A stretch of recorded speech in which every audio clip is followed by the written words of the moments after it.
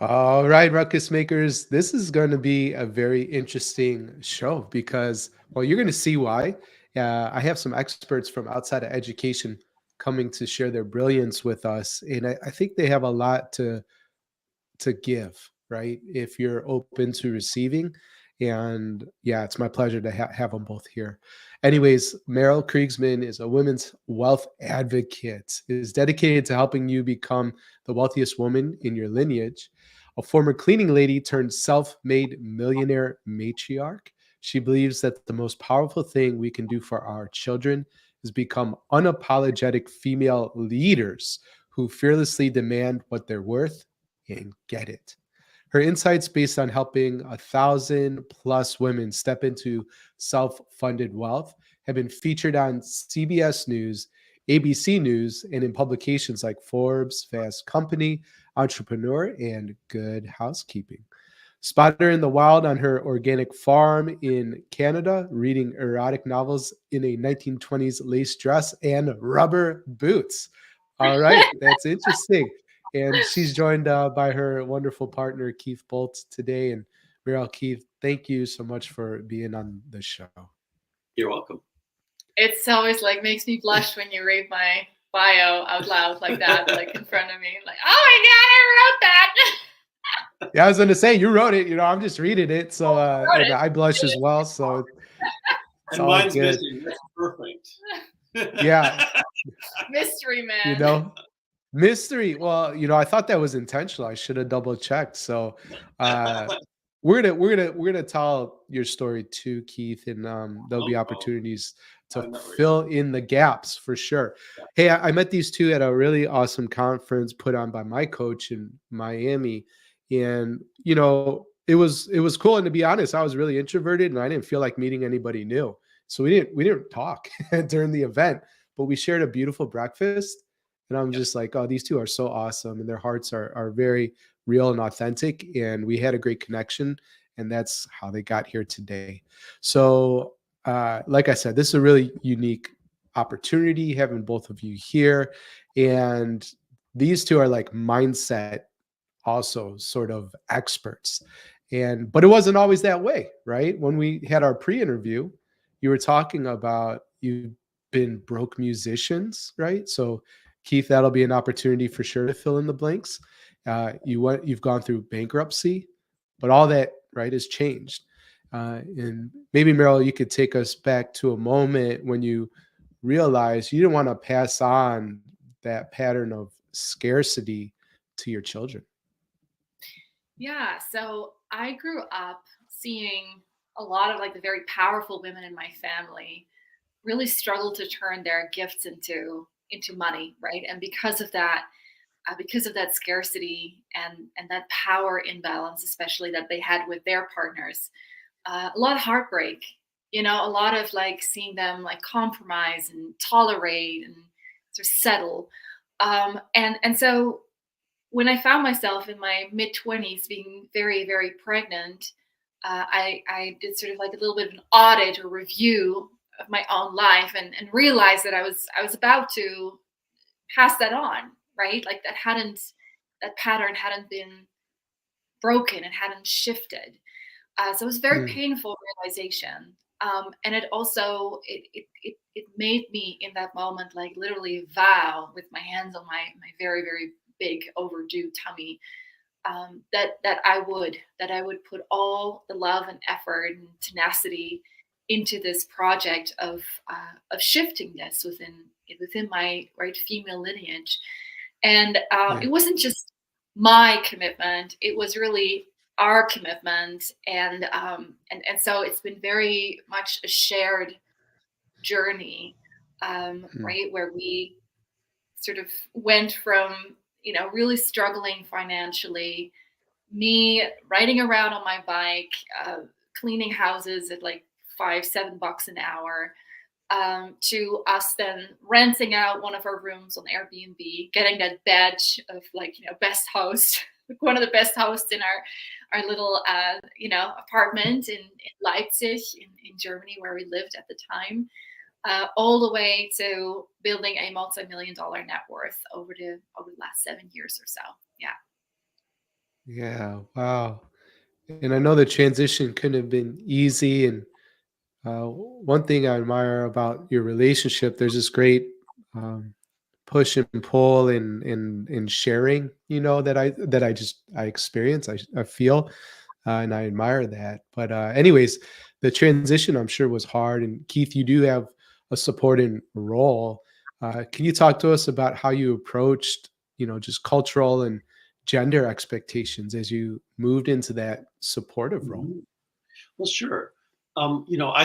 Growing up, I saw my mom attempt to make so many forays into the business world, usually as selling Avon or selling Tupperware and things like that. Very, very energetic and eager to contribute and make money, but never really took off. And I saw her frustration. Um, and in my life, I spent 32 years as an opera singer. So Mm, that being an artist means you're really, really committed to what you love to do. And at the end of the day, it's not something, unless you're in that 1% of 1% fraction of people that make millions of dollars and spend 10 right. months out of the year on the road, you're not making a lot of money. And at the time when Merrill was pregnant with our first child, I was supporting the family through my income, and it wasn't quite enough, and that's why we started the Airbnb so that we could, Hmm. make ends meet. Pay off our debt. And I was working in a wonderful theater in a wonderful city in the middle of Europe, and we couldn't really afford to go on vacation even if we wanted to because there just wasn't enough money. So it was a soul searching moment for me too to understand that what I was doing was not going to be able to support our family, and it was fine when I was single, but being married and having children was a game changer for me, and made me eager to take the step to make more money, to join Merrill, and to break these generational chains of scarcity among women in particular. Yeah, and I think, Right. when it comes to like cultural and gender expectations, right, where Sure. usually it's the other way around, right? Like usually it's the woman supporting their husband, right, in their Mhm. business and money making ventures. Um, we've always just looked at like what are we good at, Yeah. you know, as a couple. So instead of going like, oh well, this is what a woman is supposed to do, or this is what a man is supposed to do, we always just looked at like, no, well, what are we good at, and not just good at, but what do we enjoy doing, right? Because it's not like being good at something isn't enough. You need to actually enjoy it. It needs to nourish you to some extent. Right. Um, and that's honestly how we divvied things up, right? Which goes far beyond just like who does what in the business, because we're partners in the business as well. Mhm. So to some extent, a supporting role doesn't actually cover what he does. He coaches the shit out of me. At points. It's not like I'm the head honcho and he sort of trails after me. It's like a very equal partnership behind the scenes, Yeah. and um, I would say through his like very powerful coaching, I've been able to also go through like very like confidence destroying right events in entrepreneurship that happens every once in a while. You launch something, it doesn't take off. You say something, people don't Mhm. like it. Right, all the things. Don't need to explain that to you, or any of the listeners, to be honest, right? Because this is what leaders experience, right? It's like Yeah, everything that yeah. you do feels amplified, and then when it doesn't work, and you are sort of like responsible for even Mhm. attempting to make that change, it can be really hard. So Keith has just incredibly well developed coaching skills from doing a lot of like personal work on Yeah. himself, like through your 30s and 40s. Yeah. Um, and so, right, that really has like up until like this morning, right? Like that is what supports me behind the scenes, and um, it's been incredibly helpful. And I would say that, if couples listening, right, maybe, you need to ask yourself, like, if it's important to you to feel like a woman, right, or to feel like a man, can you do that in a way that actually works for you and for you as a couple, right? I'm not saying that there's anything wrong with that, right? But like, make sure that Hmm. you position it somewhere in your life where it's not creating unnecessary suffering, right? Where everything becomes harder because you're trying to fit into a very specific sort of dividing of the roles that actually doesn't connect to who you are naturally as people. Hmm. Hmm. I appreciate you sharing, some of the ways that behind the scenes, right? Keith is really supporting you and that kind of thing. And yeah, if I pass the mic back to Keith, how have you been supported, right? What are the things that Merel does that specifically helps you in the role? Merel is a fabulous listener, and we have this kind of a mutual respect between us where she, when I have something to say, she takes it on as important, and when she has something to say, I take it on as important, and it's really very equal. And when it comes to coaching, there's always things that I might say that may not work, but tell me any coach that functions differently. Um, uh, so I think that there's the mutual respect is definitely a huge aspect to it, and listening to one another, and what we really need. So for me, Merrill is a huge support in that area, Yeah. and like she said, we divvied things up in a way that supported both of us. I love working with the figures and the money, and that was just a natural way for me to contribute to the business. And I love contracts, and I like the nitty gritty things, and she's not so good at that. And so Yeah. that really worked out well for us. But it happens to be that that's kind of more of a background thing, just by default in the business, but a very important aspect of the business. Super. Yeah. Super important. And I needed Keith on my team, right? Like I find myself doing that. I have some awesome team members, and I was really bragging on one named Jesse during a workshop the other night because he really supports from behind the scenes operationally. And I should check in. I don't know if he's a numbers guy or not, but the other stuff, just making sure things are running smoothly, and I could just show up and teach and serve, Yeah. and it's super helpful. So we need Jesse's, we need Keith's. And the one thing I want to say to the ruckus maker watching or listening to the podcast, we're talking about their relationship right now and setting up the business. We're going to talk about how they set up home life too. If you think we're just talking about that, you're missing the point, right? We're really talking about leading teams, leading people, and there's a lot of great ideas that have been shared, thus far. So I just want to like overemphasize that point in case people miss that. So, Merrill, at some point, like you're running the business, you got great support, but you found yourself super exhausted.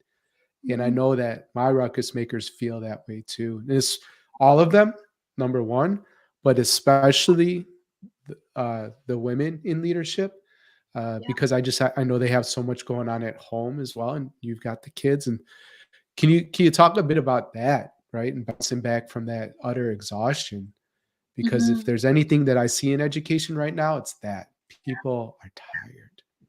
People are tired. Yeah. Yes. So I think that sometimes, and Keith just turned on an extra light here. Thank you. Sometimes, like, we hit a perfect storm, right? And I don't know if this is like a women specific experience, but um, right, I had our third. We have three daughters, right? At this point, when I started telling the story, it was our first, and now we have three little girls. Um, I gave birth about 10 days before like the official sort of closing of the world around the pandemic. Right? So I'm already like in a strange country to some extent. I'm Dutch, right? Born and raised in Holland. I don't have my parents on standby or siblings to sort of create that beautiful sort of village cocoon right, that one needs when you have a baby. And then on top of that, we lost our local village as well, right? Isolating. Um, that was also the spring, right? That there was a lot of sort of, yeah, how to I don't even know how, like, what exactly, how to put my finger on it, but there was like Black Lives Matter, and there was a lot of like sort of revolution in the air. There was a lot of like sort of almost like also like a reckoning, right, for leaders to look at like the ethics of it all, and who we're being as leaders, and right, all very very good, right, like really good, but also very intense learning for those who took it on, right? So there was that, there was like the postpartum stage, there was the pandemic, there was all of a sudden like much fiercer standards for leadership that we were all right growing into and trying to understand and learn. On top of that, there was some criticism that I received from one or two people in my community, and the way that they went about it was very unkind and very sort of like shocking to me. So call it a cancellation attempt of sorts, right? But like it was just like one layer on top of the other on top of the other, which then created what I call like a perfect storm of just your nervous system almost going into like this like response where you're Yeah. just right surviving. So what it created was chronic insomnia, which I'm still healing. I'm still in the process of healing that, and we're now like building down some medication that I have to take every evening, because otherwise, like, my body has just sort of forgotten how to rest, right? Because I Hmm. couldn't for like a few Mm. years there. I just couldn't, right, actually fully let down. So that is something that I'm literally having to sort of teach my body how to do again. And I would say, right, it's not just a physical thing, it's a spiritual thing, it's an emotional thing, it's a mental health question. So Keith and I have, we've been spending some time in therapy, and we do a lot of Hmm. healing and being very conscious about what we put into our bodies, and etc. Right. And so I think this is something that is maybe more, or at least like outwardly, like more like an experience that a lot of women go through. I don't know actually if that's true, right? I think men experience this very equally, but are just expected to get their shit together Yep. faster, Yeah. Hmm. to not outwardly, right, sort of announce like, hey, I'm struggling mentally, emotionally, right? We see Yeah. Grit their much teeth and push through. we see Yeah. much higher suicide rates, right, among men, men dying younger, right? Like my dad, for example, had a heart attack a few years Mm. ago, right? He's in a position of leadership.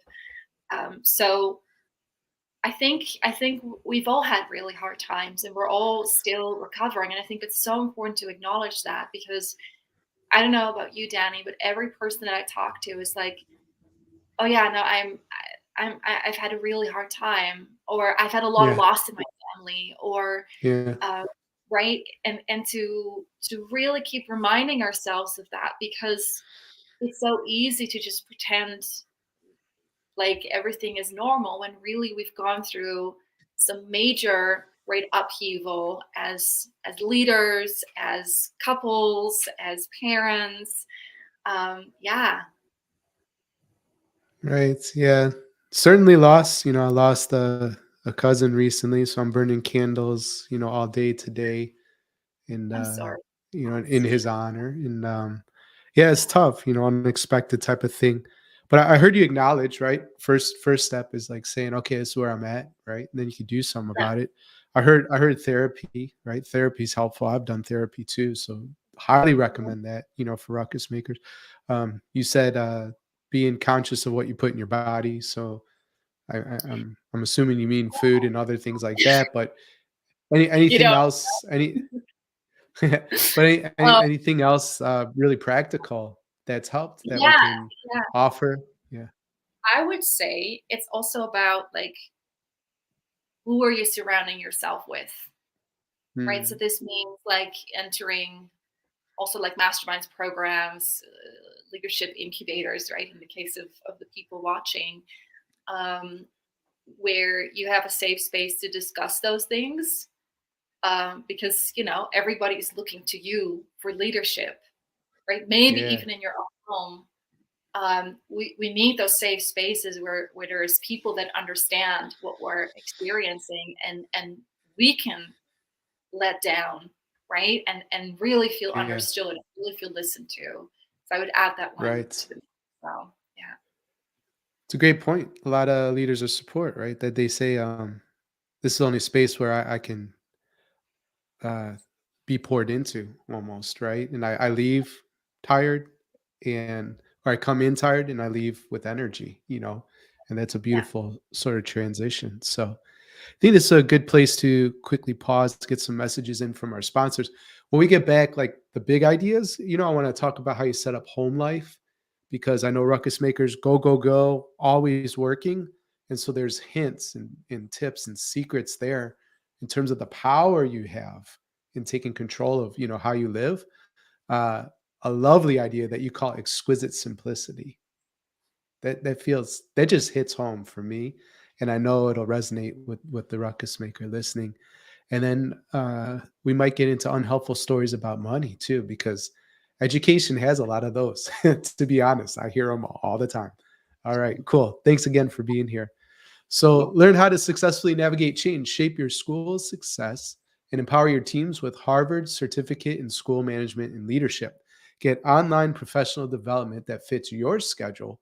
Courses include leading change, leading school strategy and innovation, leading people, and leading learning. You can apply today at betterleadersbetterschools.com/Harvard. You know what student engagement sounds like. Students ask questions, build on each other's ideas. The classroom's alive with conversation. Creating that kind of classroom is much easier said than done, and TeachFX helps teachers make it happen. Their AI provides teachers with insights into high leverage teaching practices like how much student talk happened, which questions got students talking. And TeachFX is like giving each teacher their own on demand instructional coach to help them boost student engagement in learning as well as their own. It's eye opening for teachers and scales the impact of each coach and principal. And ruckus makers can start a free pilot with your teachers today if you go to teachfx.com/BLBS. As students progress through their K-12 experience, schoolwork gets harder and more complex. Yet at the same time, students are asked to be more independent in their learning. Young people struggling with executive functioning skills will fall further and further behind. The pandemic, it only made it worse. And the remedy is found in equipping with students with executive functioning skills.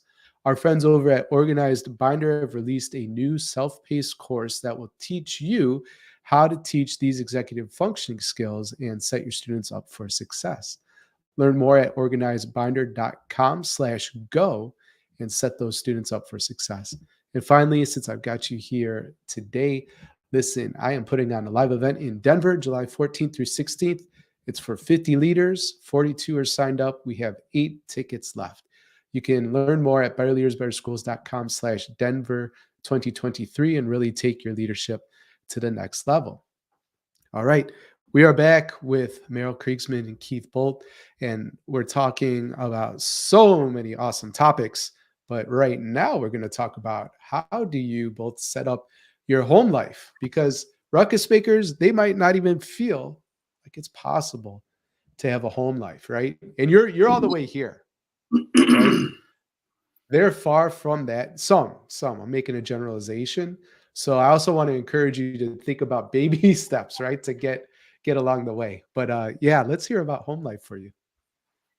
How do you reverse the income earning roles? I mean, really, Merel is the front person for our business, and on the outside, on the surface, it looks like she makes all the money, but she actually does. Without her, our business wouldn't run. So my support in the business is not simply just working as a CFO and taking care of contracts and engaging with clients in those matters, it's about supporting the household. And so my role is to also make the meals. And my role is also to ensure that Merel has a cup of tea and a hot water bottle. It's Canada. Yeah, right. I hear you there.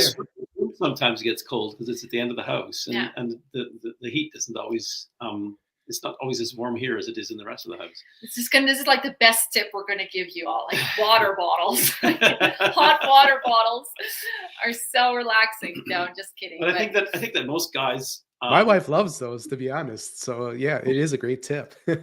we learned about them. She knew about them from Zimbabwe, but we used them in Scotland, of course, and Belgium and Netherlands too. So, but back to you. Sorry, I got excited. Hot water bottles. I could do a show on that. I never used them before I met. And now you're hooked. So I'm hooked. yeah. Yeah. So I don't know if it for me, it's a certain amount of comfortableness, but I mean, I love cooking.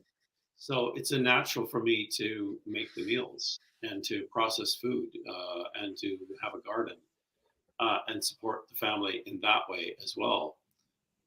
But I get that that's not always possible. And I know what the city life is like. I know what country life is like. I lived in the city for more than 30 years and never had a garden the whole time, except a balcony garden. And so I know what it's like to live in a city and to work to be on that 9 to 5 kind of a schedule. And but I find that with Merel we work so well together, where I take care of those things in the business that I can handle in the background, but she's up front, working basically 8:30 to 4:30, and I'm supporting her and supporting our family in the background all the time. Mm-hmm. Yeah, one of the things that we do to set up our home life, from my perspective, is I declutter the house like a fiend. It's like my number one priority, because I know that if that gets out of hand, then everything starts to feel so like heavy and much, and like I can't catch up with it, which then creates that sense of overwhelm, which then spills into my ability or inability to lead. Right. Mm-hmm. So one of the things that I actually started doing, and this was already like when we lived in Germany, was just like ruthlessly going through all our things. I don't know if people are familiar with like the KonMari method, or like whatever method you feel sort of in alignment with. It saves us, like, honestly. Like sometimes I feel like, oh, we're like nearing that tipping point where like everything starts to sort of like just like out of control, and I will like literally set a couple of evenings aside or a couple of weekends to prune it back to where, with like 3 kids, like it just explodes, right? Like Keith's mom, who we live relatively close to, right, just like before this interview, came in again for a second time this week with like a whole bunch of stuff. That's right. It doesn't matter to say stop bringing stuff. You got to get doesn't listen. It just doesn't matter. No, my mom does it too. She goes, "I know you're just gonna throw it out." And I'm like, "Oh." It's basically she buys it and then we just like bring it back, and then I hope she never listens to this. She won't. But my mom does listen.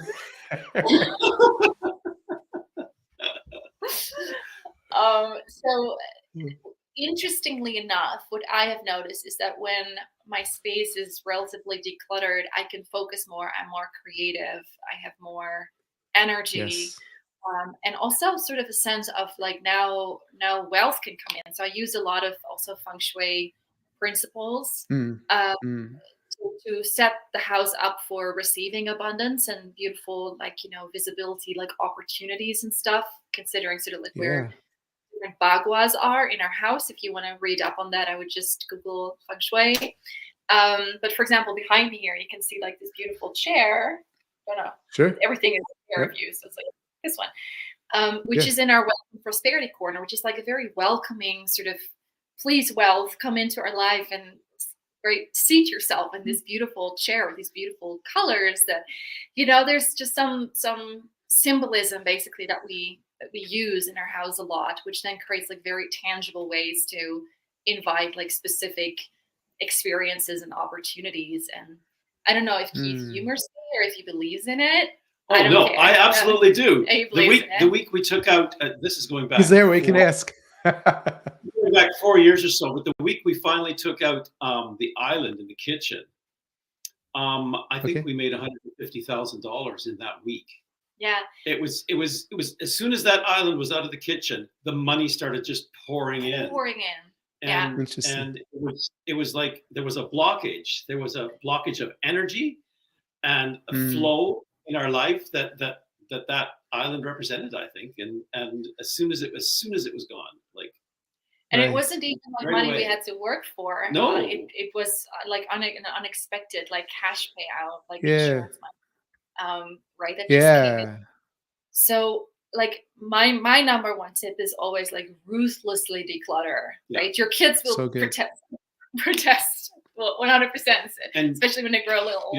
You don't have to believe that it's going to make a difference. You just have to do it. You just have to do it. They just do it. Well, yeah, right. Because listen, if you don't believe in that kind of stuff and it attracting abundance to you, and whatever, at the bottom line, you're going to feel good about a clean space, right? So at a very practical, right, result, like you're going to feel good about yourself that everything's in order. And I know for me, I've made it a spiritual practice because I did a 7-day silent retreat, and there was walking meditation, sitting meditation, eating, everything's meditation you figure out, but also cleaning. And so anyways, just getting the office in order every day, right? Putting things back in their place. So when I show up the next day, I could be focused, right? It's like, it's a really interesting point you're making, Danny. And I really believe in this. So one of the things that we decided to do is to actually not have housekeeping support, which we used to have, right? Like at one point, like we became more wealthy, we have more disposable income, and we started to outsource a lot of things, both in the business and at home as well.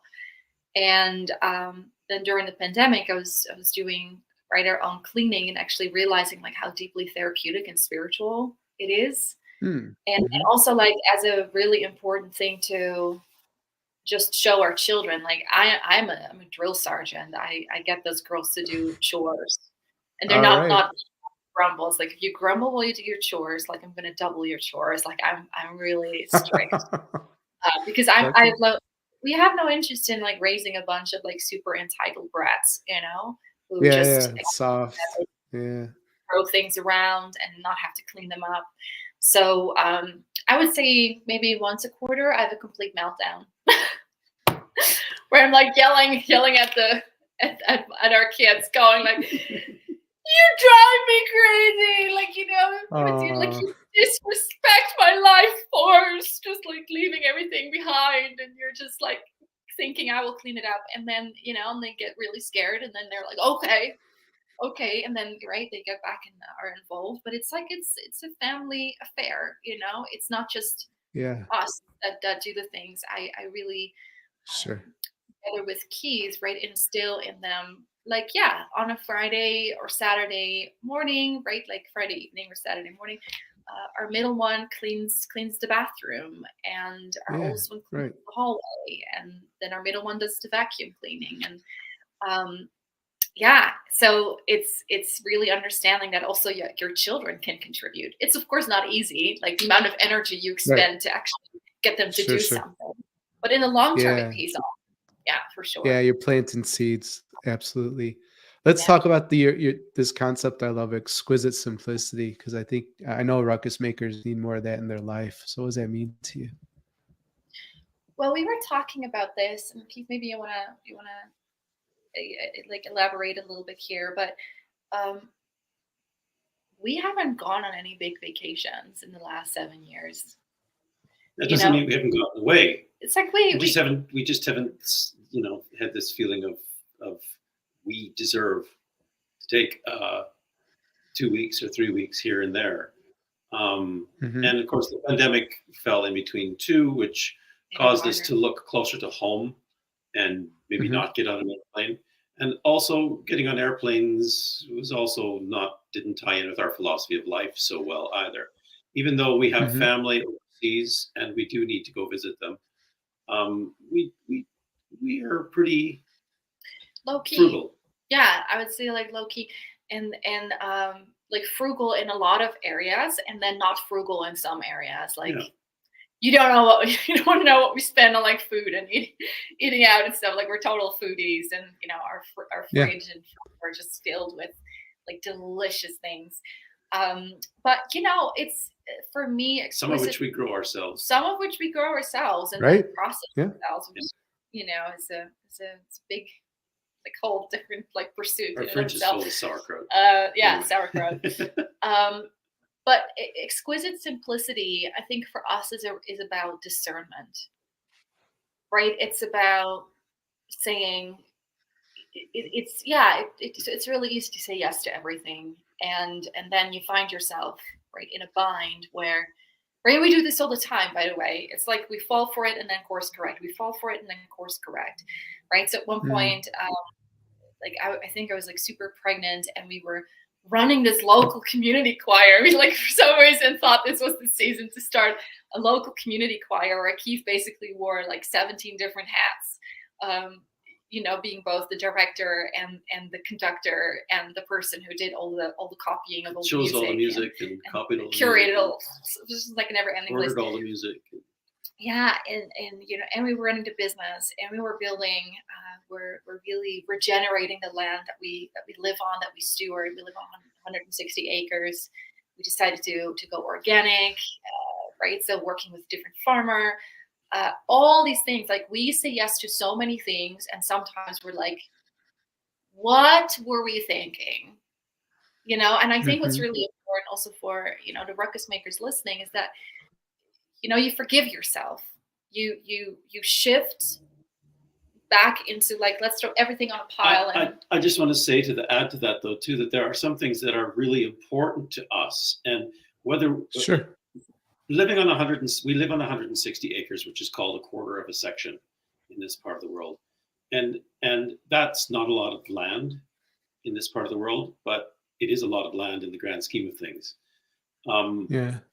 We decided that it was our responsibility to care for this property so that those that come after us can still use it, that we leave it in better condition than we found it.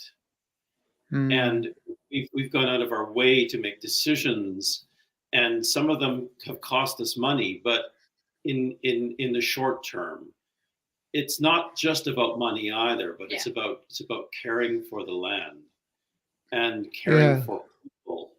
And if we can't care for people in our own community, care for the land on which we live, how can we care for the broader world? How can we have a vision for caring for people in another country, let alone on the other side of the world? So, for us, three ideas. Yeah, 3 ideas that really resonate. Like caring for people really matters. Having a multi-generational sort of goals, right? So there's some short-term expenses or losses or whatever, but for a greater good, in the future. And I think too, when we were talking about this idea of exquisite simplicity, aren't we really talking about decluttering the mind, right? Decluttering choices. So there's things that you love, so we're going to protect that, and the rest, right? We're going to learn to say no to, which is hard. So I want to get to this idea of unhelpful stories about money, because you've both have done so well, and I hear this sometimes. I meet a school leader that, oh wow, I'd love to support this one, right? And I know the transformation and value, right, and how they're going to grow and change with our mentorship and coaching. And then the words appear, right?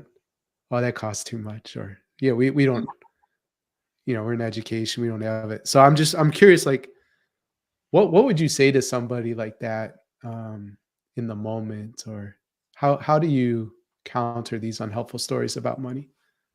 Well, money makes the world go round. Without money, we can't make a difference. You can make a difference without money. I shouldn't say that, but your impact is directly related to how much money you have, without a doubt. And that's not to say that we can't make a difference today, no matter how much money we have. We're on a mission to make money so that we can help others as well as help ourselves, so that we don't have to be a drain on the system, and so that we can help others who might think they are, or might even be, that they can stop that dependency and depend on themselves. Yeah, what do you want to add to that? Well, like, this is a very also like personal question, right? This is about what like goes on in our heads. And well, I would say a few things, actually. I would say, if you really don't have the money, like, don't do it, right? But then ask yourself, what kind of habits can I instill in my life? What does that even look like for me to then get to a point where you do have the money, you can save up for it, right? So when I think of one of the things that made the key difference for me and Keith was learning to take exquisite care of our finances, right? So we use an app called YNAB. You need a budget. We budget for everything, right? So we're not just sort of like, okay, now we have money, now we can just like spend whatever.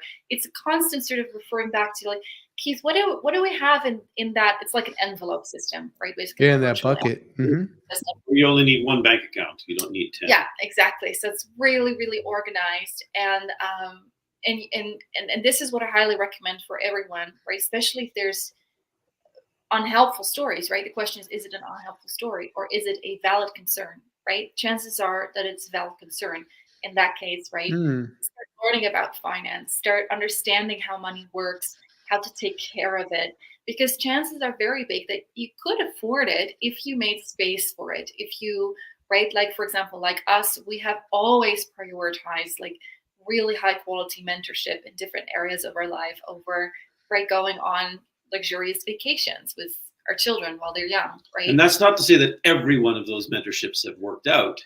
Yes. We've learned something definitely from every one of them. Yeah. But they've not all worked out in the way that we wanted them to. But that's okay too, because we went into that situation with our eyes wide open. Yeah. And then, right, if you do take exquisite care of your finances, you can also trust yourself to then sort of have that happen, right? And not have it completely derail your financial future, right? It's very often a concern about, what if this doesn't work out? Will I A, be able to forgive myself, and B, will I be able to financially bounce back? So, right, that's sort of taking care in sort of like this very practical realm of just taking really good care of your finances. And then when it comes to our stories are very often around, right, am I actually equipped to run with, in this case, what Danny is going to tell me, what he's going to teach me, what he's going to show me?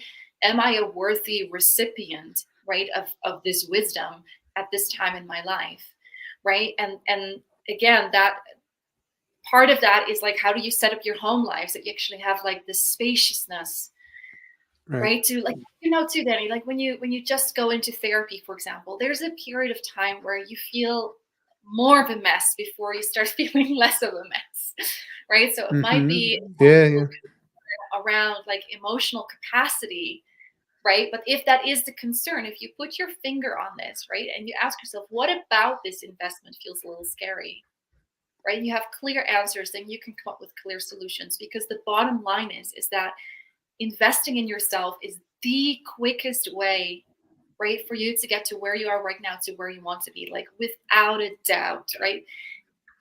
I personally invested half of what I made the first year in my business. And yeah, I probably should have kept some of that for taxes. We were in Germany at that time, and I didn't realize how high taxes were. It was a ridiculous amount.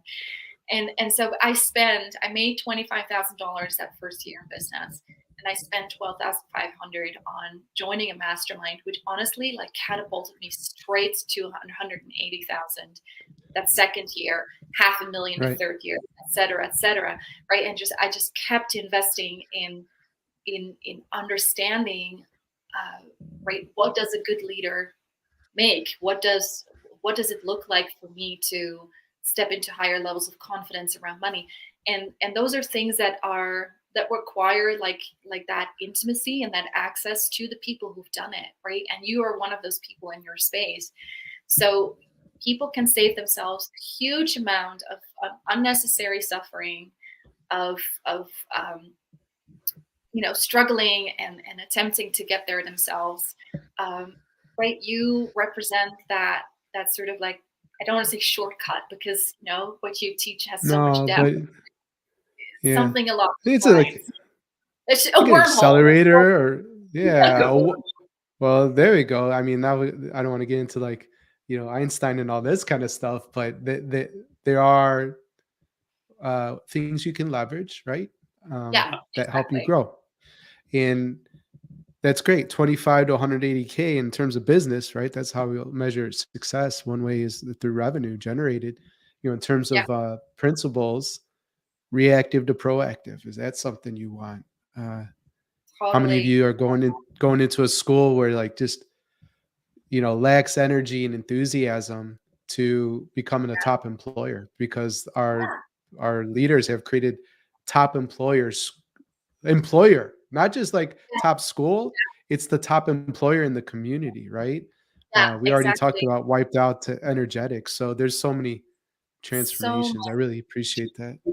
Teachers play So such an important role. And having been an mm, opera singer, I'm a perpetual student. yeah.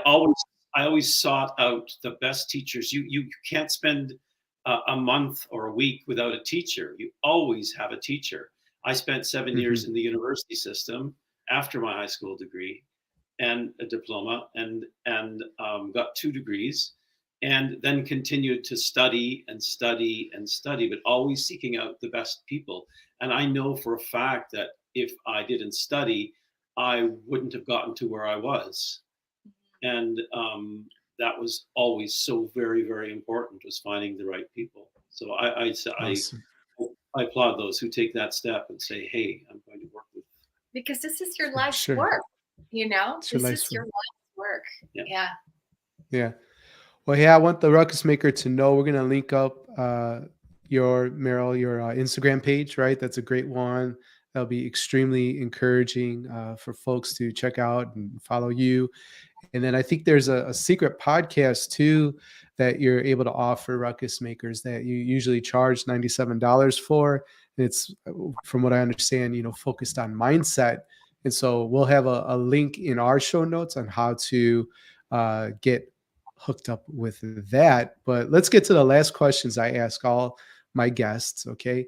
And so, Merel, Keith, this is like a lightning round. So don't explain, but just tell me the message. Okay. If you could put a message on all school marquees around the world for one day, what would your message be? You want to go first? We obsessed over this question like a couple months ago. There's no wrong answers. No explanation. No explanation. Yeah. Honestly, I think in alignment with what we stand for, it's like learn about money, learn to understand money. Yeah. Cool. Awesome. Yeah, because it makes such a difference. I'm like, I'll zip it with the explanation, but like we wish we would have received more of the financial education. Sure. Right, like entering the world as young adults, being completely clueless. So learn about money. Education is how shall I say, invaluable. Find the right teacher, find the right teachers, and go for it. Right. Find what's missing and fill that gap. You'll always you'll get much farther ahead if you have help. How about building your dream school? Instead of 3 guiding principles, since there's 2 of you, let's just do 2. But if you weren't constrained, right, by resources, your only limitation was your imagination. Like, Merel, what would be your guiding principle for that school? And Keith, what would be your guiding principle? Actually, like we talk about this so often that I think I can speak for both of us, that it would be a multi-generational concept where we actually place our elders with our children, right? And then have the current sort of adult layer be, right, the teachers and instructors, but also teach people to care, right, for our elders, and to draw on the knowledge, to be open, yeah, to receiving. We're picturing like this beautiful like complex where there's like right elderly people living, and there's like a school there, and it has like gardening and farming included as well.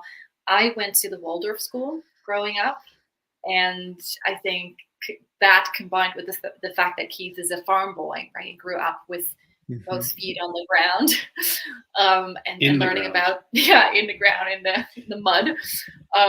It just created for us like such a deep appreciation for like a more holistic approach, and a way of doing school that teaches children about real life skills, on top of and besides, partnered with also the academic approach. Right. Got it. Well, hey, we covered a lot of ground today. So of everything we discussed, what's the one thing you want a ruckus maker to remember? Count your pennies. The only way anybody is going to get ahead is if they know exactly to the cent how much money they spend in a given month. And then you can make a budget. You can't make a budget before then. That's what I would say. Yeah, and I would add, like, if you go through that process and you go like, I don't like what I see, right? This is really hard for me to look at. I'm not enjoying, the truth that is looking back at me from the screen or from a piece of paper. Is to have infinite compassion with yourself in that moment, right? I often say to my own clients and my children as well, we're just going to crack open a can of instant forgiveness right now. We're going to pour it all over ourselves, and it's like this glittery, shiny substance. And we're just going to say, we're going to forgive ourselves right now, right? There is no like reckoning happening in this moment. There's only infinite compassion. And then ask yourself, like, what life changes do I need to make to start shifting this, even like a tiny little bit between now and right the next 30 days.